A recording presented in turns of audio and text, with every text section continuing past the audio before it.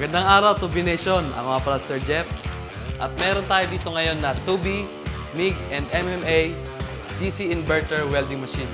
So ito yung ating MIG 420. So simulan siyang i-unbox. So dito sa kanyang package, meron siyang freebies na kasamang ground clamp.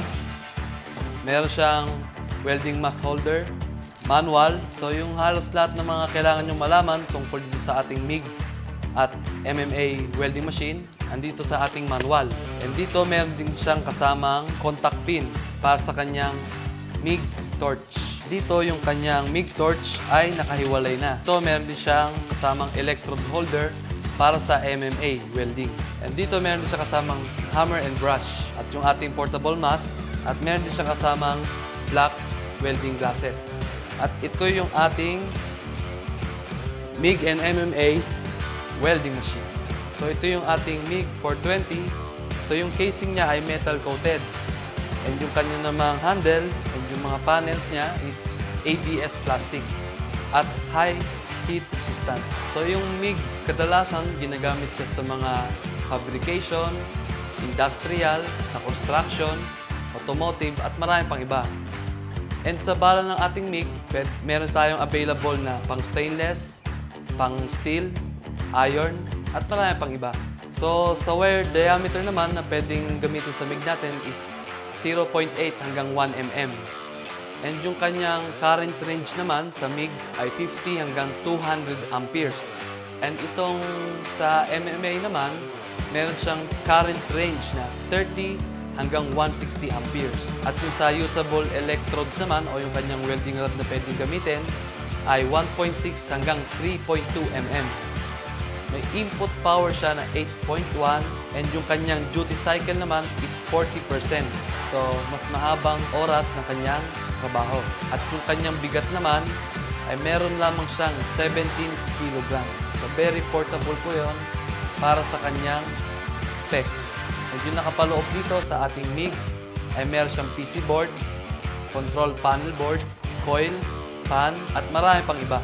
So ito ay may overheat protection na rin at meron siyang parts and component na overheat protected na. So ito ay high-end welding machine. So dito tayo sa kanyang back side. Andito yung ating on and off switch. And yung cord niya naman ay may habang more or less than 2 meters. And dito sa kanyang backside, meron siyang fan para sa kanyang cooling system. And dito sa baba, yung kanyang gas input. So dito naman tayo sa kanyang front panel. So dito meron tayong ampere meter. Yung ating voltage meter naman. And dito, meron tayong selection ng MIG or MMA.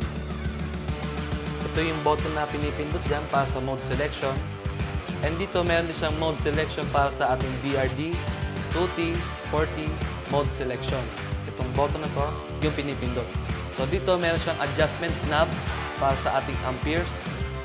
And dito, sumunod sa kanya yung voltage adjustment knob naman. At dito meron siyang adjustment para sa ating wire feed o yung bilis ng ating wire para sa ating MIG torch. And dito meron siyang exhaust at dito meron siyang torch terminal para sa ating MIG torch. And meron ditong red terminal naman para po ito sa ating electrode holder. At dito naman sa black terminal niya yung kanyang working clamp. So yung kanyang plug pin naman ay cylindrical. So ang gagamitin nating outlet ay para sa cylindrical plug. And dito sa gilid na side niya, meron itong dalawang opening na pinupul pababa para ito sa kanyang MIG wire. So dito meron siyang tension adjustment o yung pressure adjustment niya. Dito meron tayong wire guide para sa papasukan ng ating MIG wire. At ito yung kanyang tension drive o yung kanyang drive wheel para sa feeding wire adjustment. Dito, pag binaba niyo yung ating tension pressure knob, dito meron siyang bearing na nakakonect para dito sa ating drive wheel. So dito meron siyang terminal knob na nakakonect sa ating MIG torch. So dito yan nakakonect. Pagka gumagamit tayo ng gas o yung ating gas cylinder, itong tube na ito is dapat andito sa red terminal. At pagka no gas naman ang ating gagamitin o gasless, itong tube na ito is ililipat natin sa black terminal. And dito meron siyang button para sa ating feeding wire. So itong kanyang MIG torch naman ay merong cord na habang 3 meters.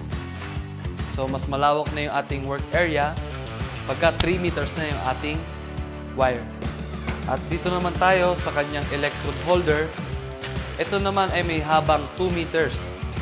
At yung kanya namang ground clamp ay may habang 1.5 meters. And dito sa kanyang package may kasama siyang 4 na iba't ibang size ng contact pin para sa ating MIG torch nozzle. At yung torch naman ng ating MIG na free is meron siyang trigger button dito.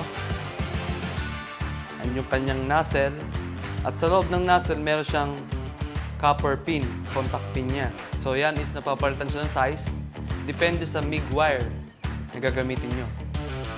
And dito sa dulo ng ating MIG torch is meron siyang cap dito. Tatanggalin natin yan. So dito may expose yung kanyang copper pins na kinoconnect dito sa ating slotted pins. At ito nga pala ang 2B Rapid Tech Series DC Inverter MIG and MMA welding machine.